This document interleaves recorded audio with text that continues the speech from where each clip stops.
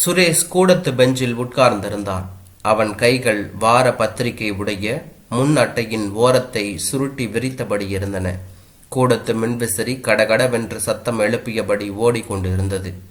செல்வி அக்கா கல்யாணத்திற்கு முன்பு செய்த சம்கி குத்திய பந்தும் மணி பொம்மைகளும் அழுக்காய் ஆணியில் தொங்கிக் கொண்டுதான் இருந்தன. மேலே ஓடும் மின்விசிறியையும் அதற்கு மேலாக உத்தரத்தில் ஒட்டி கொண்டிருந்த பள்ளியையும் சற்று நேரம் வெறித்தான். மின்விசிறியின் ஓரத்தில் அழுக்கு பிரியாய் பார்டர் கட்டியது போல ஒட்டி கொண்டிருந்தது. பள்ளி டியூப்லைட்டின் மீது வைக்கப்பட்டிருந்த முட்டையை கடந்து சற்று தயங்கி தற்காலிகமாய் நின்று கொண்டிருந்த பூச்சியை நோக்கி மெல்ல நகர்ந்தது. அந்த பள்ளியை சற்று நேரம் பார்வையால் பின்தொடர்ந்தான். வெப்பம் மேல்தளத்திலிருந்து சூடாய் இறங்கியதில் கழுத்து பகுதி வியர்த்தது. கைகளால் அதை வலித்துவிட்டு தரையை நோக்கி பார்வையை தலைத்தான். அஜய் கிறுக்கிய கோணல் மாணலான சாக்பீஸ் கோடுகளும் வட்டங்களும் பெஞ்சிற்கு கீழாக இருந்த தரைப்பகுதியை நிறைத்திருந்தன. அந்த கோடுகள் போன தீபாவளிக்கு அம்மா சுட்ட முறுக்கை நினைவுபடுத்தியது. அம்மாவிற்கு பாட்டியைப் போல அடுக்காய் முறுக்கு சுற்ற வந்ததில்லை. சுத்தமாக நேரத்திற்கு வேலைகளை முடித்துவிட்டாலும் அம்மாவால் தன் வேலைகளை ரசிக்க முடிந்ததில்லை என்றே அவனுக்கு தோன்றியது. தெருவை அடைத்து தாமரை பூ அல்லது மீன் கோலம் போடும் சித்தியைப் போல அவள் என்றும் போட்டதே இல்லை. 5 புள்ளிகளில் ஒரு கோலம், நட்சத்திரம், 1-2 கம்பி கோலங்கள் என்று 4-5 வகைகளில் அடங்கிவிடும் அவர்கள் வீட்டு கோலம். சித்தி வந்தால் மட்டுமே தன் எல்லையை கடந்து விரியும். மார்கழி மாதங்களில் செம்மண் காவியும் சாணியில் வைத்த பூசணி பூவும் மட்டுமே அதிகப்படி. ஆனாலும் பசுஞ்சாணி பின்னணியில் பளிச்சென்ற கோலம் கண்ணை பறிக்கும். வாசற் கதவை தாண்டி தெரிந்த தெருவெயில் உக்கரமாக தாக்கிக் கொண்டிருந்தது. காலையில் சாப்பிட்ட இட்லி ஜீரணமாகி வயிறு கர் என்றது. தெருவில் மீனோ வாழமீனு வவ்வாலு மீனு வஞ்சரம் கெளுத்தி சங்கரா மீனோ என்றபடி சைக்கிளை தள்ளி கொண்டிருந்தான் மீன்காரன். எதிர் வீட்டு சியாமலா அக்கா ஒரு கிண்ணத்தில் வாங்கிய மீனுடன் உள்ளே சென்று கொண்டிருந்தாள். சுரேஷ் இந்த வருடம் 7வது முடித்து முழு ஆண்டு விடுமுறைக்காக முதல் முறையாக அம்மாவை விட்டு பிரிந்து செங்கத்திலிருந்து சென்னை வந்திருந்தான். பொதுவாக அவனுக்கு மெட்ராஸ் மாமாவை மிகவும் பிடிக்கும். ஊருக்கு வரும்போதெல்லாம் கலரான கேக்குகளையும் இனிப்புகளையும் வாங்கி வருவார்.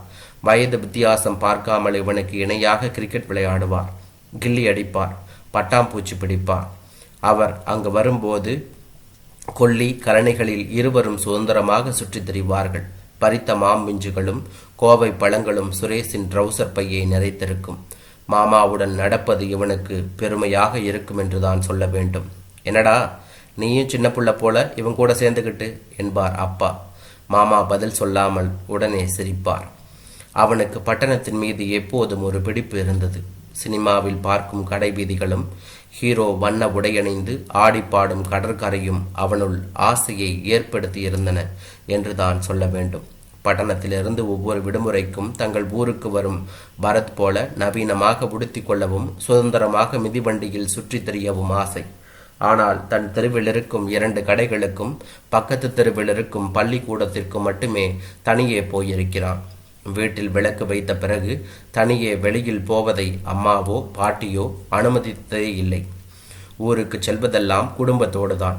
சென்ற விடுமுறைக்கு சித்தி வீட்டிற்கும் அதற்கு முன்பு ஆண்டு வந்த பெரிய விடுமுறைக்கு கோபால் சித்தப்பா வீட்டிற்கும் அம்மா அப்பா மற்றும் தங்கையுடன் போயிருந்தான். மாடு கண்ணை பார்க்கணும் என்று பாட்டி நின்று விட்டிருந்தாள். 4ஆம் வகுப்பு படிக்கும்போது செவ்வி அக்காவின் திருமணத்திற்காக ஒரு முறை சென்னை வந்திருக்கிறான் சுரேஷ். இந்த விடுமுறையின் போது பாட்டிக்கு உடம்பு சரியில்லாததால் அம்மாவும் அப்பாவும் வர முடியாது என்று சொல்லிவிட்டார்கள். ஊருக்கு வந்திருந்த மெட்ராஸ் மாமா அவனை மட்டுமாவது தன்னுடன் ஊருக்கு வரும்படி அழைத்தார். இவனை அங்கே கூட்டிக்கிட்டு போய் 1 மாதம் எப்படா மேய்ப்ப என்றதை தவிர அப்பா பெரியதாக மறுப்பு தெரிவிக்கவில்லை. தனியாக அனுப்புவதை நினைத்து அம்மாதான் கொஞ்சம் கலங்கினார். அவளுடைய கலக்கம் தன்னுடைய பயணத்திற்கு இடையூறு விளைவிக்கக்கூடிய சாத்திய கூறுகளை எண்ணி பயந்தான் சுரேஷ். எப்படியும் இந்த முறை மாமாவுடன் ஊருக்கு சென்றுவிட வேண்டும் என்று அழுத்தமாக நினைத்து கொண்டான் அவன். போமா, நான் என்ன அங்கேயேவா இருக்க போறேன்? 1 மாசத்துல திரும்பி வரப்போறேன். இதுக்கு போய் பெரிய மனசுத்தனமாக சமாதானப்படுத்தினான் என்றுதான் சொல்ல வேண்டும். அப்பா அப்பா நான் மாமா கூட போயிட்டு வரேன்ப்பா என்றான். செவ்வி வேற ஊர்ல இருந்து வந்திருக்கா, எப்படின்னா சமாளிப்பீங்க என்றாள் அம்மா. அதெல்லாம் நான் பார்த்துக்கிறேன், நீங்க அனுப்புமா என்றார் மாமா. உடனே இவனும் குசியாகிவிட்டான். அப்பா கை செலவிற்காக 20 ரூபாய் கொடுத்தார். தங்கை சுரேஷை அதிசயமாக பார்த்தாள். 26ஆம் தேதி சென்னையில் வேலை இருப்பதாகவும் அப்போது அவனை திரும்ப அழைத்து வருவதாகவும் சொன்னார். அப்பா அவனுக்கு பெருமையாக இருந்தது. ஒரே நாளில் தான் பெரியவனாகி விட்டதாக அவன் உணர்ந்தான். மாமா வீட்டு மொட்டை மாடியிலிருந்து பார்த்தால் தூரத்தில் கடல் தெரியும். இவனுக்கு கடல் மிகப்பெரிய ஆச்சரியம். சென்ற முறை வந்தபோது ஒரு நாள் மாலை கடற்கரைக்கு சென்றிருந்தார்கள். பெரிய அலைகள் கால்களில் வந்து மோதும் போது திகிலாகவும் அதே சமயம் ஆனந்தமாகவும் இருந்தது. அப்போது மாமாவின் கைகளை கெட்டியாக பிடித்து கொண்டிருந்தான். பெரிய அலைகள் வந்தபோது மாமா அவனை தூக்கி பிடித்து கொண்டான். அப்போது ஏற்பட்ட பயத்தை நினைத்தபோது வெட்கம் வந்தது. பேருந்தில் வந்தபோது குசியாக இருந்தது.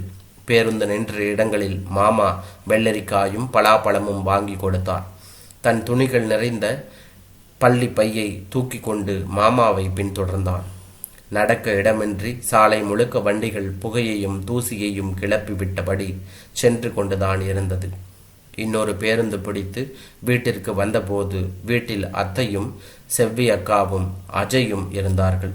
செவ்வி அக்காவை அவளுடைய திருமணத்தின் போது கடைசியாக பார்த்திருந்தான் சுரேஷ்.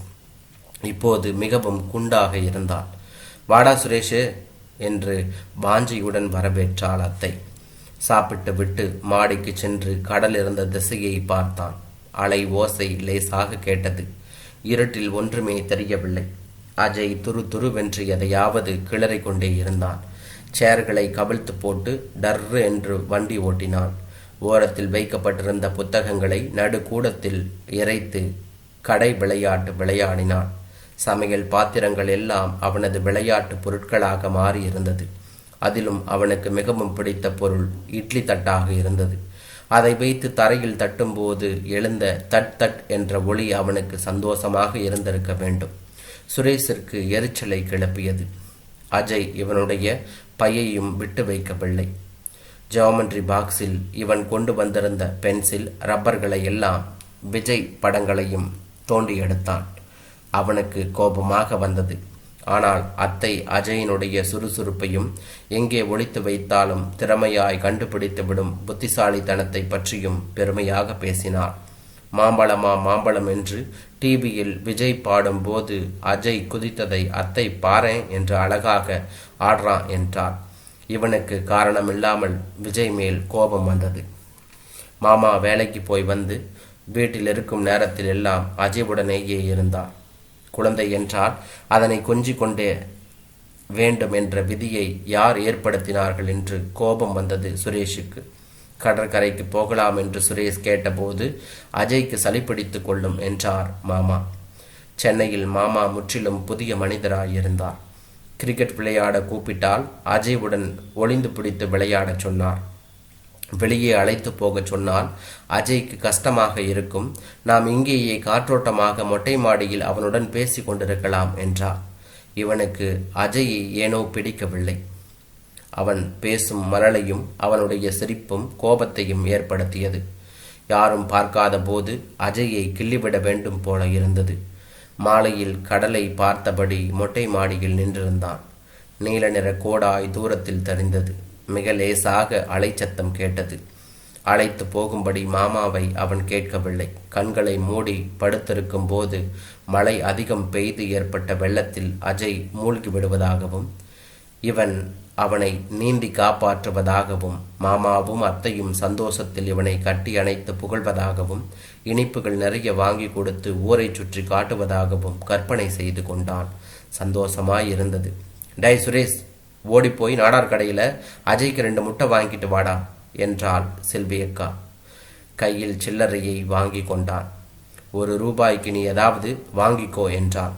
வீட்டை விட்டு வெளியே வந்தபோது வெயில் சுல்லென்று உரைத்தது என்று தான் சொல்ல வேண்டும். முட்டையை உடைச்சிடாம பத்திரமா கொண்டு வாடா என்றாள். தெருவில் 1-2 மோட்டார் சைக்கிள்களையும் மிதிவண்டிகளையும் தவிர வேறு நடமாட்டம் எதுவுமே இல்லை. தெரு ஓர மரங்கள் 1-2 வெட்டப்பட்டு அடிமரங்கள் மட்டுமே நின்று கொண்டிருந்தன. வெட்டப்பட்ட பகுதியை தொற்று பார்க்க சொர சொரவென்று இருந்தது என்று தான் சொல்ல வேண்டும். மஞ்சள் பெயிண்ட் அடித்திருந்த வீட்டின் வெளியே இருந்த கோணியை இழுத்து விளையாடி கொண்டிருந்த நாய் ஒன்று இவனையே முறைத்தபடி வல் என்றது. அதை கண்டு கொள்ளாமல் இவன் நகர கோணியை விட்டுவிட்டு இவன் பக்கமாக நகர்ந்தது அது. இவன் சற்று நிதானித்தான். வேகமாக ஓடினால் கண்டிப்பாக துரத்தும் என்று தோன்றியது. கடவுளே கடவுளே காப்பாத்து என்றபடி விரைப்பாய் நடந்து அதை கடந்தபோது அவனுக்கே அவனுடைய தைரியம் மிகவும் பிடித்திருந்தது. சற்று தூரம் சென்ற பின்பு மெதுவாக பின்னால் திரும்பி அதனை பார்த்தான். நாய் இப்போது கோணியையும் அவனையும் மறந்துவிட்டு வாளை ஆட்டியபடி நிழலுக்காய் சென்று கொண்டிருந்தது. அவனுடைய நடையில் துள்ளல் கூடியது என்று தான் சொல்ல வேண்டும். நாடார் கடையில் 4-5 பெண்கள் நின்று கொண்டிருந்தார்கள். கடையிலிருந்து மிளகாய், தனியா, அரிசி மற்றும் ஈர காய்கறிகளின் நெடி கலவையாக வந்தது. நாடாரின் சைக்கிள் கடைக்கு வெளியே இருந்த பந்தக்காலில் சாய்ந்து வைக்கப்பட்டிருந்த நாய் ஒன்று தரையில் முகர்ந்து பார்த்தபடி கடையை சுற்றி கொண்டு இருந்தது. அண்ணே, 2 முட்டை கொடுங்கண்ணே என்று இவன் சொன்னான். அண்ணாச்சி ஒரு பொட்டலத்தை நூலால் சுற்றி கொண்டிருந்தார். இழுவைக்கு ஏற்ப நூல் கண்டு சுழன்றவாறே கணம் குறைந்து கொண்டிருந்தது. அவருக்கும் வாடிக்கையாளர்களுக்கும் இடையே தடுப்பாய் போடப்பட்டிருந்த நீல மேஜையில் காய்கறிகள் வைக்கப்பட்டிருந்தன. பெரிய கண்ணாடி பாட்டில்களில் முறுக்கு, ஆரஞ்சு மிட்டாய் மற்றும் பிஸ்கட்டுகள் இருந்தது என்று தான் சொல்ல வேண்டும். ஏமா, வெண்டைக்காயை ஒடிக்காத என்று கடையில் அவர் பேசி கொண்டிருந்தார். தட்டி ஓரமாய் படுத்திருந்த மற்றொரு நாயின் காலில் அடிபட்டிருந்தது. அந்த காயத்தில் ஈக்கள் மொய்த்து கொண்டிருந்தது. அண்ணே, 2 முட்டை என்று மீண்டும் ஒரு முறை சொன்னேன். மண் தரையை கோழிகள் கிளறி கொண்டிருந்தன. தரையெங்கும் தண்ணீர் கொட்டி சதவென்று இருந்தது. தம்பி, கட்டை மேலே சாயாத, கீழே விழுந்துடும் என்றார். 1 கிலோ பொன்னி அரிசி, 1/4 கிலோ துவரம் பருப்பு, அப்புறம் என்னம்மா என்று பேச்சை ஆரம்பித்தார். கால் வலிப்பது போல இருந்தது. சட்டைக்குள் வியர்வை பிசுபிசுத்தது. தண்ணீர் தாகம் எடுத்தது. அண்ணே, எனக்கு முட்டை கொடுத்துருங்கண்ணே. தேங்காய் பத்தை எல்லாம் கிடையாதுமா, 1/2 மூடி வேணுமா? தேங்காய் தண்ணியை கீழே ஊற்றிடாதீங்க, கொட்டாங்குச்சியில் கொடுங்க என்று பேச்சு போய்கொண்டேதான் இருந்தது. ஏன்பா, சைக்கிளில் கையை வைக்காத, கீழே விழுந்துடும். ஏன் தம்பி, உனக்கு என்ன 2 முட்டையா? அப்படியே ஒரு முறுக்கு கொடுத்துடுங்க என்று இவனும் கேட்டான். நள்ளிரவு அவசரமாக சிறுநீர் முட்டி கொண்டு வந்ததில் கண் விழித்தான். அறைக்குள் மெல்லிய வெளிச்சம் ஜன்னல் வழியாக பரவி கொண்டிருந்தது. மின்விசிறி மிக வேகமாக சுழன்று கொண்டுதான் இருந்தது. கொசுவர்த்தி சுருளின் வாடை அறை முழுவதும் பரவி இருந்தது. அதன் தீக்கங்கு பளிச்சென்று தெரிந்தது. இவனுக்கு சற்று தள்ளி அத்தை படுத்து கொண்டிருந்தாள். மாமா கட்டிலின் மீது தூங்கி கொண்டிருந்தார். பாயிலிருந்து எழுந்தான். ஜன்னலுக்கு வெளியே பார்க்க பயமாக இருந்தது. தூங்குபவர்களை எழுப்ப யோசனையாகவும் அவனுக்கு இருந்தது. இருட்டில் மெல்ல நடந்து கதவிடம் சென்று கீழ்த்தாழ்பாலை திறந்தபோதுதான் மேல்தாழ்பாலும் போடப்பட்டிருந்ததை உணர்ந்தான். கால்களை இடுக்கியபடி சிறுநீரை அடக்கி கொண்டு சத்தமில்லாமல் அருகிலிருந்த நாற்காலியை இழுத்து போட்டான். மெல்ல கதவை திறந்தான். வீட்டை விட்டு தள்ளியிருந்த கழிவறைக்கு வேகமாக ஓடினான். அப்படியும் கார்ச்சட்டை லேசாக நனைந்துவிட்டது. கழிவறையின் கதவு கிரீச் என்று சத்தமிட்டது. அந்த நள்ளிரவில் பயத்தை ஏற்படுத்தியது. அதை முழுக்க மூட தைரியமின்றி பாதி திறந்தே வைத்தபடியே சிறுநீர் கழித்தான். கார்ச்சட்டையின் நனைந்த பகுதியை லேசாக தண்ணீர் விட்டு கையால் துடைத்தான். போகும்போது இல்லாத பயம் திரும்பும்போது வந்தது. கழிவறையை சுற்றியிருந்த செடிகளும் உள்ளிருந்த குரல் கொடுத்த பூச்சிகளும் பயத்தை ஏற்படுத்தியன. இருள் தன் 1000 கரங்களை விரித்தபடி அவனை விழுங்க காத்திருந்தது போல தோன்றியது. சென்ற மாதம் தற்கொலை செய்து கொண்டு செத்துப்போன செல்லம்மா பாட்டி நினைவிற்கு வந்தார். அதே நேரம் செங்கத்தில் செத்துப்போன பாட்டி இங்கே வருவாளா என்ற ஐயமும் தோன்றியது. யாரோ தொடர்வது போல பிரமை ஏற்பட்டு உடல் சிலிர்த்தது. சுற்றுமுற்றும் பார்க்க கூட பயமாக இருந்தது. யாராவது என்கிட்ட வந்தா அவ்வளவுதான், சொல்லிவிட்டேன் என்று சத்தமாக சொன்னபடி சுற்றுமுற்றும் பார்க்காமல் வேகமாக ஓடி வந்து கீழ்த்தாழ்பாலை மட்டும் போட்டுவிட்டு படுத்து கொண்டான். மூச்சு வேகமாய் உள்வந்து வெளியேறியது. பயமாக இருந்தது. போர்வையை முகம் வரை இழுத்து போர்த்தி கொண்டான். ஈரமான கார்ச்சட்டை கசகசத்தது. உடனே அம்மாவை பார்க்க வேண்டும் போல இருந்தது. அதற்கு இன்னும் 13 நாட்கள் இருந்தன என்றான்.